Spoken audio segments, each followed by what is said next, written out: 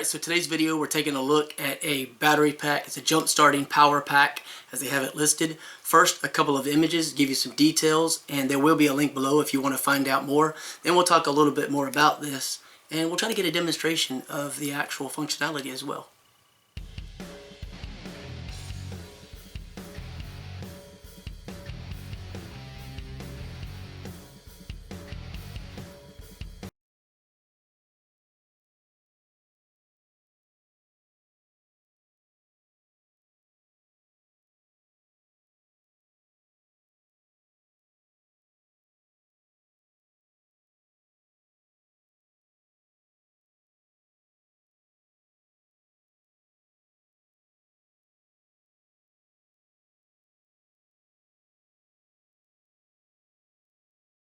Okay, so as stated, we're taking a look at a power bank. It's basically a power bank, flashlight, a jump starter, kind of a little bit of an all-in-one sort of inclusive package of sorts. So real quickly, just get the box out of the way. It's a FOXPEED G29 jump starter power pack, and it says no more tow service, just jump start and go. You have the different things you can use it for, like charging your phones, starting your automobile, powering up a camera, etc. And on this side, it actually tells you how to go about jump starting the car, which is very simple. You hook up the battery terminals, plug the device in to the battery as far as the terminal connections into the battery, start your car, then disconnect. So it's very straightforward and simple. And then on the back, there is a little bit of details. You can actually look at the QR code and give you some more information as well. All right, so we'll set that over to the side. You do have sort of a little user guide or manual. I don't really require that, but it does have sort of some information provided, which I have not even bothered to open because I'm familiar with these items. I don't really need that. It is a 21,000 milliamp battery pack, so it has quite a lot of weight to it, and it has quite a lot of power that will last you a pretty good amount of time. If you don't use it, you should try to periodically charge it every 3 months, and that helps with the battery as far as the longevity. Of course, with batteries and recharging them, you usually want to keep them in the, say, 30 to 40, let's go a little bit broader, 30 to 40% range, maybe the 80 to 90% range as far as the minimum maximum charge. But with these devices, personally, I like to have them charged to 100%, and then every 3 months I'll make sure and top them off just to keep the battery ready to go at any moment, because you don't know when you're going to need to use it, and you don't know how much you're going to need to use it, because if you're jump starting a car, obviously that's going to take more than charging up a cell phone. But if you're using it as your power bank or a primary power bank, then that's going to be an ideal situation to keep it charged. Keep in mind, extreme heat, extreme cold is probably not the best for the battery. So if you have temperatures that are varying too much into the high or low range, you may want to carry it inside, not just leave it in the car during those periods, just to make sure and protect it from damage. So I want to show you what's included with it, and then we'll take a look at the actual unit a little bit more in detail. So you have a flat cable that is a USB. You can unplug it. You can use your charging brick or not, depending upon what you wish to do.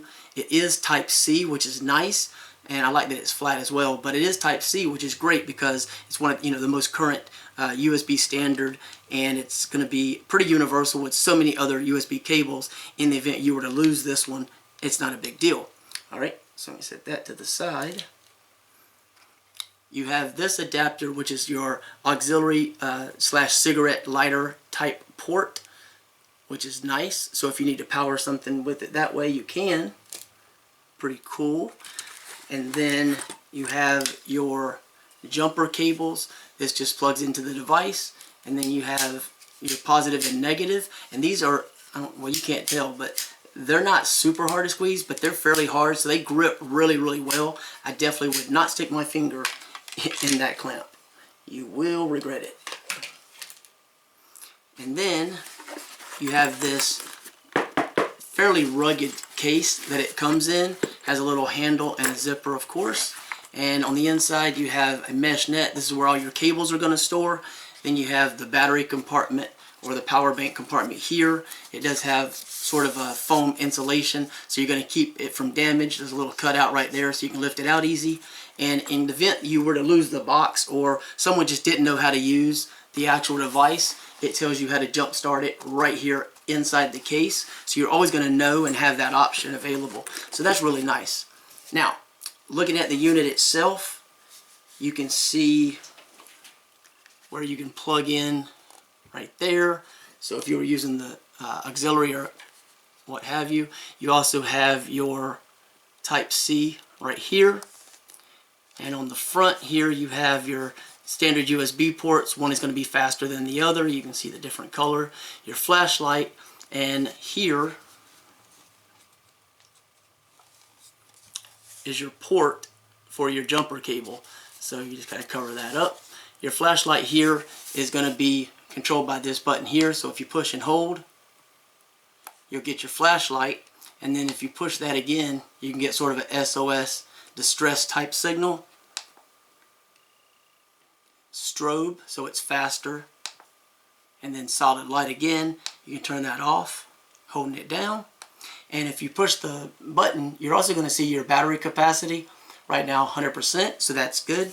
And other than that, like, there's nothing else really to look at. It's all just solid everywhere else. And like I said, this thing is kind of heavy. You know, it's got a pretty good amount of weight to it. So anyway, really great to have. A lot of people have power banks, but why not have a power bank that also includes a flashlight and the ability to jump start a car if you need to. Now, right now, unfortunately, I don't have any vehicles that need an actual jump start, but we do have two rather large, riding lawnmowers, and they're the larger zero turn style. One of those recently had a battery issue, and I was not available because of some medical reasons. I was away because I had intended, knowing that it had battery issues, to use this to jumpstart that specific lawnmower as a demonstration. That right now I don't think has any problems, but if we don't use it in the near future, and hopefully we won't, we'll use the other one hopefully and let the battery kind of get low again on that one. If that happens in, say, the next couple of weeks, I'll go ahead and make a video demonstrating this for that actual purpose. But I've demonstrated these in previous videos. I have no reason to think this one would not work the same way, and it has plenty of capacity. I need a magnifying glass, so let me read this for you. Model G29, start voltage 12 volt, capacity 21,000 milliamps or 77.7 watt hours. The in-out 5 volt 3 amp, output 1.5 volt, 9 volt, and 12 volt. Output 2, 5 volt, 2.1 amp. As I stated, a little bit of variation on the two ports. Your starting current 1000 amp and your peak current 25,000 amp. DC output 12 volt, 10 amp, and the lifespan is 1,000 times. And it's Intertech, ROHS, CE, and FCC, ETL. So they have all kinds of different certifications and such. You can see right there. So I have no problem with thinking this is a higher quality unit that should last for a fairly long time if it's cared for properly. Other than that, if you want to find out more, check out the link, and hopefully I have a demonstration really quickly that can show you this. But otherwise, as far as this part of the video and giving you an overview of what you get with this, how it works, and what is included, we are done. Check out the link below for more. Thanks for watching. Okay, since I don't have any dead car batteries, we'll use a lawnmower as an example. So kind of the same. So you got the switch here. I'm turning that. It's like just completely dead. There's no juice, nothing happening. So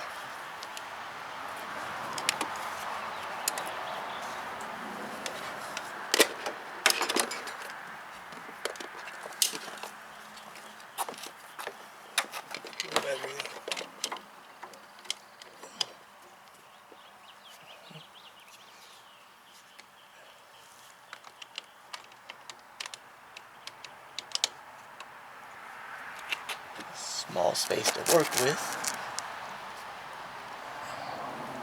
but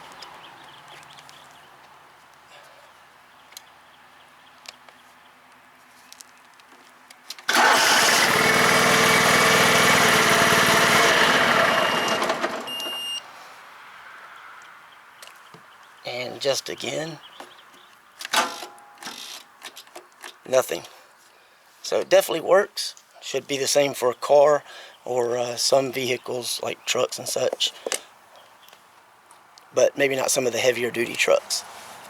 Okay, so that's a quick demonstration to show you how it works and that it does work. Thanks.